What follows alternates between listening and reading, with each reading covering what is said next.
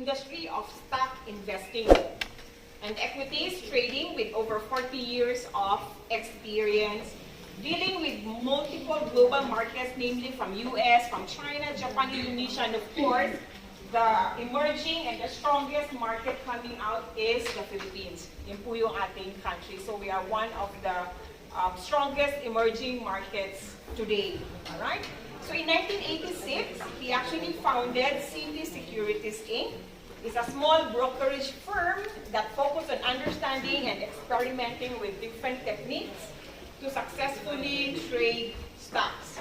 This eventually became CES, Global Equity Group, and listed at the Philippine Stock Exchange in April of 2022. He also became chairman of Computer Committee of both Manila Stock Exchange and eventually the Philippine Stock Exchange before he was elected as governor of the PSE in 1994 to 1995. So again, just wanted to highlight how powerful he is and how credible our speaker is based from his 40 years of experience. So after being exposed to the convenience and efficiency of trading international markets online, through the growing prominence of the internet, he and his team of IT professionals brought the technology back to Manila and they began developing an in-house trading system. The platform would allow customers to have immediate access to the Philippine Stock Exchange with a simple click of a mouse in 1999. So CitiSec Online was born, and 3 years later, Citi Online Hong Kong was also established and became a member of the Hong Kong Stock Exchange. And finally, in 2006, Citi Online became the first publicly listed stock brokerage firm in the country and began to implement a strong advocacy campaign to provide free education to the Filipino people about successful stock investing and online trading before officially being rebranded. You rebranded the company to Col Financial Group Inc. in 2012. So he started with less than 100 customers. Prior to its IPO, Col has now grown its client base to over 500,000 investors and has been consistently ranked by the Philippine Stock Exchange as the #1 online stock broker in the Philippines in 2013. So the Kalong Trading Institute was established as part of Mr. Lee's campaign for financial literacy with goal of developing professional market timers to apply effective trading strategies across all global market environments. Ladies and gentlemen, please welcome Mr. Edward Lee, who is actually in the Philippines right now.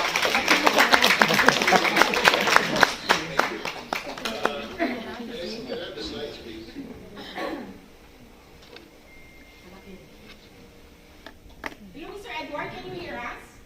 Yes, I can hear you. Okay, sure, yeah. So we'll go to the next slide, yeah? Go to the slides, please. Open the slides. Okay. This is indirectly what we call passive investing. Let me share with you some numbers. Can go to the slide, please. Next slide. This is from the life insurance market research. Volume. So the average age would start getting a job, when you start getting a job, it's about 25 and you reach 60. Look at the statistics. Volume. Well, only 1% will be wealthy. Can you hear me? Yes, yes, I can hear you. Okay, well, 1% will be wealthy. Only 4% will be financially independent. Next slide.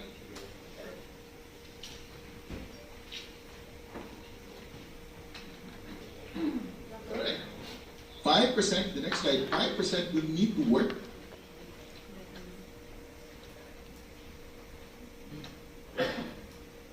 27 will be dead by the time you reach 60. So you need to take care of yourself. And the last is 60%, 63% will be broke. So what we'll do this afternoon is basically explain how you can protect yourself, and be more confident. So let me go to the next slide, and you can see famous athletes who went broke. Of course, the famous one is, the first one is Mike Tyson. Then a lot of the professionals, after 5 years of retirement, basically eventually file for bankruptcy. So what is this reason? What is the main reason why they have this kind of dilemma, this kind of problems? Because we say that there is a lack of understanding about what we call the 3 basic laws of money. Please look at the next slide. So this is very important that you need to understand. So the first law, what is the first law? It's all about saving. You need to save. The 3 basic law of money starts with very simple law. Kailangan nagtatabi ka. Kasi kung hindi ka nagtatabi, just hindi natin ito papapap. Go to the next slide. So how many percent do you save? So what we have suggested for so many years is you need to set aside, pay yourself, set aside 10 to 20% of your active income. Yung kinikita mo, your salary, your businesses, you need to save at least 10%, nagtatabi ka talaga, for your future. So the second slide is all about what? After you save, you need to understand that you need to know where to put it. Where to put it. Saan mo lalagay yan? Where do you invest it? So let me show you some statistics. The next slide, please. In the Philippines, if you put your money in the bank, let's say assuming it's 1%, you need 72 years. So it's called the rule of 72. It takes 72 years to double your money. So this is so sad. Though. In other words, if you don't understand how to do your numbers, basically, it takes 72 years. 72 years, matanda na tayo. And most of the people, the audience will always ask me, so, what do I do? Ano gagawin natin talaga? So, sinasabi lang natin is that the 10-20% you need to invest and save and invest it. The monthly expenses is 50%, the lifestyle and enjoyment, it's 30%. Now, if you're much younger and you have more capacity to set aside for saving and investing, then I suggest that you do that. But for most of us, we will encourage just 10% now. Maski na 10, maski na 5%, whatever you feel that you can. The reason for that is that you want to have that discipline. Discipline na kailangan natin dito. Whether, let's say, maliit na yung sweldo mo, magtabi ka na, maski na 5%, 10%, but it's really just the habit of continuing paying yourself, even though how small, doesn't matter. Kailangan, yung discipline na lang kailangan natin dito. Alright? So saan mo ilalagay? So that's the most important. Where do you put it? Especially you're just starting, you're building your wealth. So let me show you a number. Let me show you the next slide. Is that we believe, and we have seen so many times, that stocks over time outperform all asset class, including inflation. Even though today inflation is really very high globally, but over the long run, so especially when you're just starting, maliit ang sweldo mo, saan mo lalagay? Kailangan nagtatabi ka, i-invest mo sa stock market ka. Kasi pag hindi mo i-invest sa stock market ka, yung numero na napakikita ko na yung analysis is that you have to believe that by the end of the rainbow, stocks will always outperform all asset class. So let me show you some numbers. Look, the next one is that look at the Philippine Stock Exchange.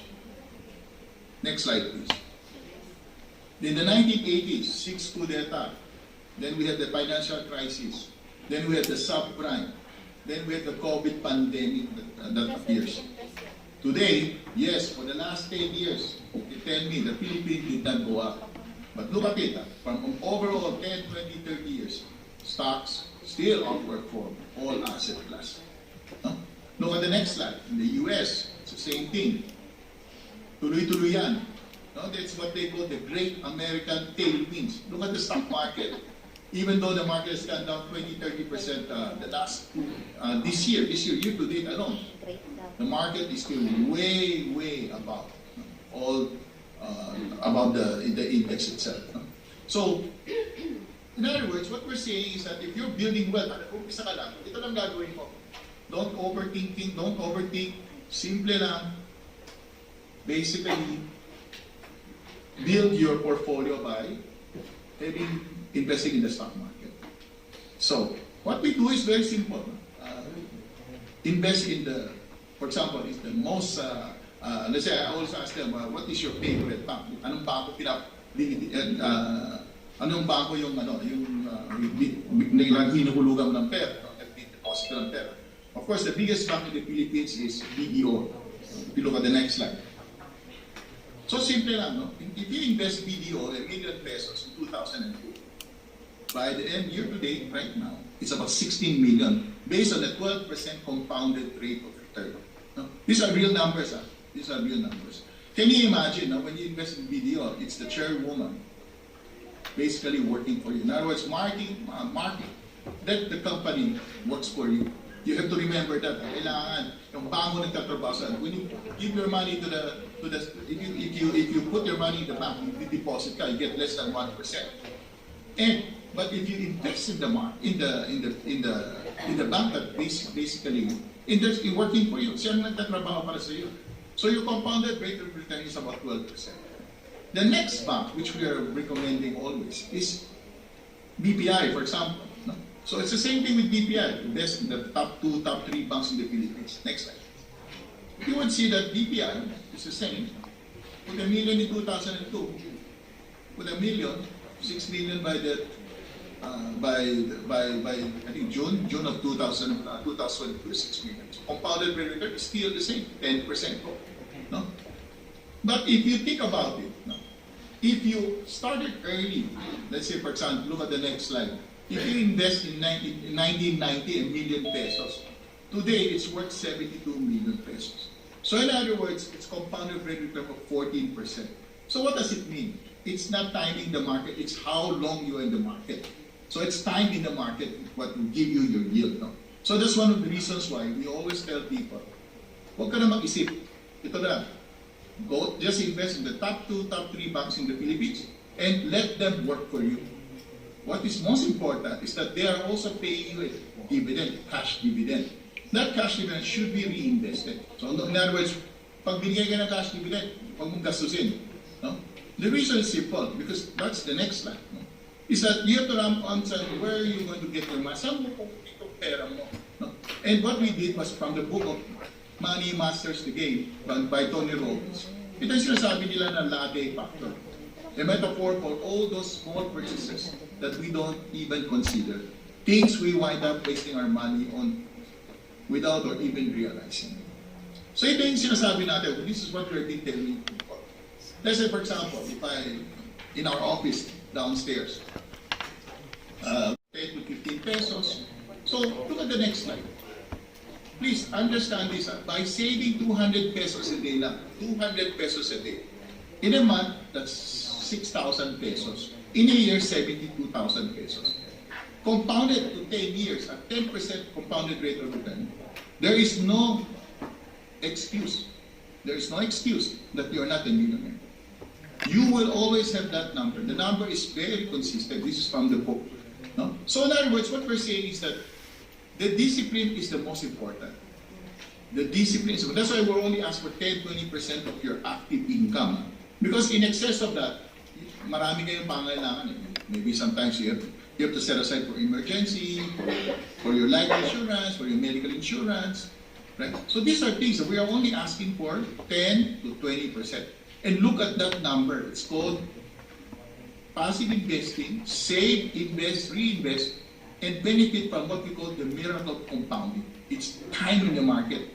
After 10 years of investing, that's the number. So there's really no excuse po sa sabi mo na hindi ka yumaman. At least may 1.2 million ka. Just by saving 200 pesos a day lang, nagtatabi ka ng 200 pesos a day. And we have shared this so many times. No? Ang problema na talaga sa ating market is always because of the volatility. No? So look at the next slide. So ito yung sinasabi natin. The 3 basic law money covers this. Save 10-20% of your income. Invest it. Let all the blue chip companies, all the major companies works for you. Reinvest it so that you can benefit from what we call the power of compounding. Alright? The problem is, how do you do it? The last speaker was talking about it. No? So how do you do this when you see markets so volatile? Please go to the next slide. Look at the stock market. Prices goes up and down. No? For 10 years, the market have so many volatility, di ba? Down 25%, crisis came, down 25, down 20, down 25, pandemic, down 50. So these are the challenges of the stock market. These are really the challenges of the stock market. Go to the next slide and you would see. No? Stock market, you have to understand what we call the emotional cycle of investing. No? The problema is that when prices are going up, you're so happy, you're so excited. But when prices start going down, like there's a sale in Mega Mall, everybody's there, but the stock market, on sale, nakakatakot, baka mawala yung pera. But this is the most important. During those periods, that's the time to start investing. So ang ginawa lang namin sa COL, it's all about, go to the next slide. It's just what we call the easy investment program. Huwag ka rin mag-isip, tuloy-tuloy lang ang ginagawa natin. Investing a fixed amount of money, regular interval, kasi ito yung sinasabi kanina ng speaker natin na cost averaging. Over a long period of time into your favorite stocks or mutual fund. Ito yung sinasabi natin na from the side of COL. So if you look at the next slide, ganun ka lang kasimple. Let's say 3,000 every month. Ganun lang lang. 6,000 every month. Hulog-hulog lang. Huwag po kayong matakot because market really are nakakatakot, but it goes up and down. But eventually, markets basically continue to outperform eventually because the business continue to grow. No? So this is the first portion that I always try to focus on, especially if it's for our OFW people. Ito yung palagi ko in-explain, sinisimplify ko lang talaga. Na kailangan, most important is just following the 3 basic law of money. Kailangan tatabi ka, pay yourself. Pay yourself. Where do you put it? Put it in the companies that you understand, na alam mo. Hindi yung mga hindi mo naintindihan. Kailangan may checklist yan kung anong kumpanya na maayos. And then from there, get the dividend and reinvest it. So, makulit lang ako na konti. The 3 basic law of money is save, invest, and reinvest. Okay? So now, let's go to this next portion, which is, I think, more complicated. So the first portion, passive investing tayo ko. Long-term investment. The problem is, after 10 years, you need to understand what is risk on and risk off. Now, this is really for more sophistication. So ang ginawa lang namin, the investor's journey is all about passive investing, active investing, and active trading. We don't really teach active trading. We have a school that teaches that. But we do not encourage the masses, the mass retail. We just basically focus on the passive investing and let money works for you. And that's the reason why we're here. But I need to give you some guidelines para you would understand that when you're, after 10 years of investing, may pera ka na. Now, you need to understand a little risk on, risk off na pinagsasabihan namin because the problem in the stock market, because of the volatility, it can go down 10, 20, 30, 50%. Depende kung anong klaseng market crash ang dumadaan sa atin. So like now, for example, high interest rates, market interest rate, the market is down 10, 20%. Even in the US, 20, 30% din. But these are opportunity. Pag bumabagsak yung market, we are basically excited. So go to the next slide and you can see what we did was, we basically simplify it already. Next slide. Okay. So, building wealth is all about, nag-umpisa ka lang, dollar cost averaging. The next one is active investing. We basically can also, after 10 years of investing, may pera ka na. We also help you, guide you, when to take risk of the market and risk on, so that you can have what we call the more efficient of managing your wealth. And the third one, of course, is the school that I'm talking about, which is the generating income, which is basically active trading. But active trading is very difficult because if you're doing short-term trading, 85% of the people basically lose money. So let's go to the next slide and you can see the statistics. Investing is the time frame has to be 3 to 10 years. Focus basically on fundamentals. Returns 10-25% a year. Less time, less skill. Higher percentage of win rate because you're buying good companies over time. 90 to 95%. Frequency less. Leverage none. Alright? Look at the second one. If you're actively trading, short term, days and week, prices, movements, you have to include a lot. Understanding fundamentals, understanding how to time the market, which is technical analysis. Returns are 5 to 20%. Yes, mataas. but you need more time, more skills. Win rate is much, much lower, 50 to 60%. Frequency is more. Leverage is, of course, you need leverage to be able to outperform.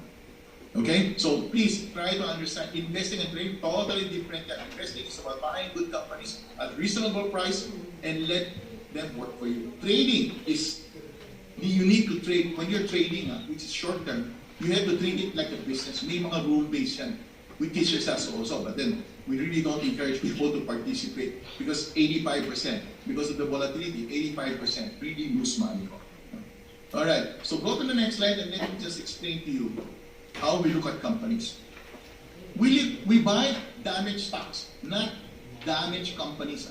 In other words, we want good companies. For example, SM about 6 months ago was taken out of the FTSE. These are opportunity for us, the first time opportunity for us to be able to buy SM at a very reasonable price. No? Even though the business continue to grow. No? We avoid speculation. Damaged companies, what are these? Puro kwento lang, yung revenues, walang revenues, the stock continue to go down, and you think it's cheap kasi most of them are penny stocks. We really do not encourage people to participate in companies that really has no value. No? Anything that has no value, no intrinsic value, we treat it as speculation. No? We treat it as, that's why we do not encourage people to participate in penny stocks or even, what we can talk about crypto. A lot of them, we don't encourage them now. A lot of people are saying that we should go to Forex. Forex, with no leverage, okay. But with leverage, 10-20%, 10-20 times leverage, volatility alone will just wipe you out. So you have to be very careful when you're seeing all these things, saying that it's so easy to trade currency, easy to trade crypto. Please, it's all about volatility. If you're leveraging, kung umutang kayo, tapos naglalaro, parang nagsusugal ka, volatility lang, pupus na yung pera. Isang buhit lang, pupus na yung pera. No? So let's go to the next slide. Ito yung sinasabi namin, you need to invest in businesses. Not the stock market. Because stock market, for the last 10 years in the Philippines, hindi naman umakyat eh. But the business continue to grow. Meaning, you need to have that mindset. If I'm investing in a good business, not in the stock market. Because if you it's called about expectation. It's all about expectation. In other words, you have to identify a company that you believe in. You believe in the management, na tinatawag namin na 4 Ps. People, product, potential, predictable. Ang ibig sabihin ng the 4 Ps, it's from the book of Michael Moore, what we call them, finding them from next Starbucks. And you're investing in businesses. Negosyo ang pinapasok natin. So, kailangan alam mo kung sino itong may-ari, di ba? So, people, principal, that's one. Number 2, the product, anong product na binibenta niya? Dapat consumer product, or banko, di ba? So, third is potential. What is this potential? Bakit hindi nag-invest tayo sa stock market? Because the potential is what? It's called the Philippine tailwind. And what is this Philippine great tailwind? Kayo ho yan, mga OFWs, the BPO market. Basically, every year, the Philippines brings in 60-70 billion. Kayo ho, those are in Singapore, those are in the world, continue to send money to the Philippines. This is what we call the Great Philippine Tailwind. Tailwind yan, kasi tuloy-tuloy yan. Yun ang alam mong problema talaga sa atin. Sa Filipinos, they are good people. They don't really expect a lot from the government or frustrated with the government. Ang gusto nila, pag walang, if the country cannot provide you, ang gagawin nyo, that you need. And then from there, we have what? More than 10 million or 12 million OFWs that continue to send money to the Philippines. Kaya it's really so frustrating sometimes because of these political scenes that what we're seeing. But what you have to remember is that we are what we call the Great Philippine Tailwind. Kayo ho, the OFWs that continue to work outside, send money into the Philippines. No? So you have to believe that the business will continue to grow, but the stock market can just stay sideways. No?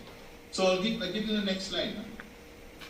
The normal in theory is fair price should track earnings. Meaning if the earnings are going up, dapat sumasabay ang presyo. No? But in reality, if you look at the next slide, reality is price is also affected by other things.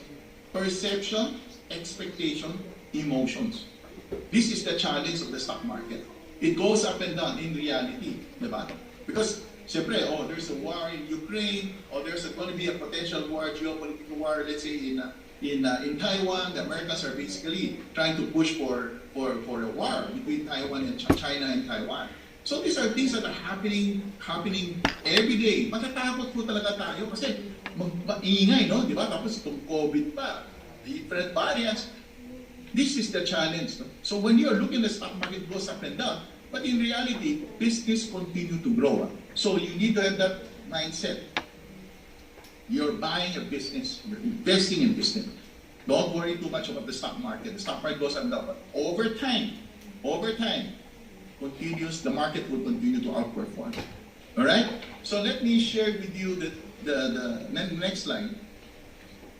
Is that this is always very important. No? You have to know there are 4 stages in the stock market. So this is more advanced. This is very advanced already. So what is this that I'm showing you? The stock market is all about stages, different stages. The stage 1 is all about accumulation.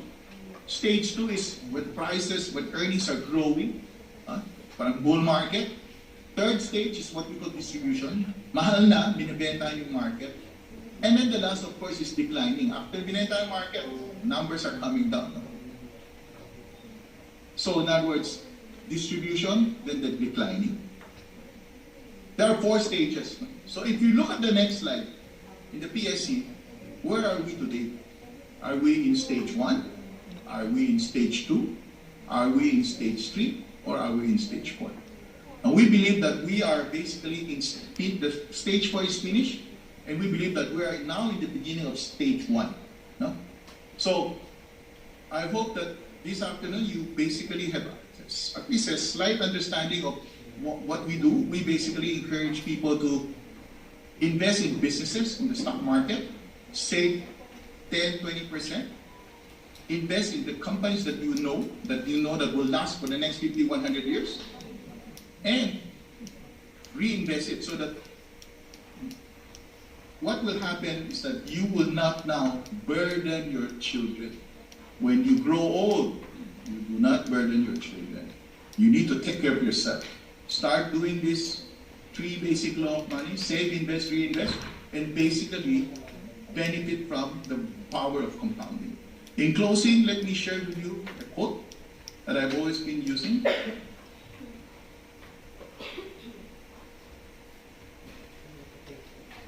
This is a sample of our research people. So let me share with you the last one, please. There are 2 kinds of failure. Can you go to the last one? Yes. There are 2 kinds of failure: action without thinking, thinking without action. All right, thank you very much.